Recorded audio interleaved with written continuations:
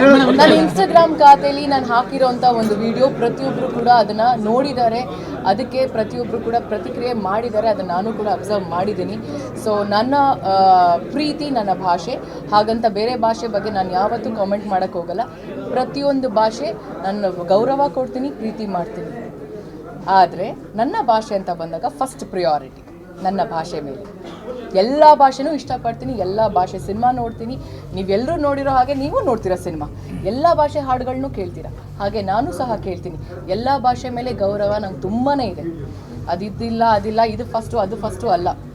ಯಾರಿಂದ ಯಾರೂ ಬಂದಿಲ್ಲ, ದೇವರೊಬ್ಬ ಅಂತ ಇದ್ದಾನಲ್ಲ, ಅವನಿಂದ ಅವನು ಹೂ ಅಂದಿದ್ದಕ್ಕೆ ನಾವೆಲ್ಲ ಜನ್ಮ ತೊಗೊಂಡಿರೋದು. ಅವನು ಗೊತ್ತಿದೆ ಯಾರನ್ನ ಎಲ್ಲಿ ಹಾಕಬೇಕು, ಯಾರನ್ನ ಎಲ್ಲಿ ಹುಟ್ಟಿಸ್ಬೇಕು, ಹೆಂಗೆ ಹುಟ್ಟಿಸ್ಬೇಕು, ಏನು ಮಾಡಿಸ್ಬೇಕು ಅಂತ ಅಲ್ವಾ.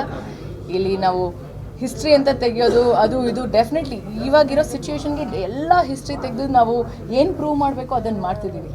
ಬಟ್ ಭಗವಂತ ಅಂತ ಒಬ್ಬ ಇದ್ದಾನಲ್ವ, ಏನಾದರೂ ಕಾಮೆಂಟ್ ಅಂತ ಬಂದಾಗ ಯೋಚನೆ ಮಾಡಿ ಪ್ರತಿಯೊಬ್ಬರು ಕೂಡ ಇದು ನನಗೂ ಕೂಡ ಅನ್ವಯಿಸುತ್ತೆ.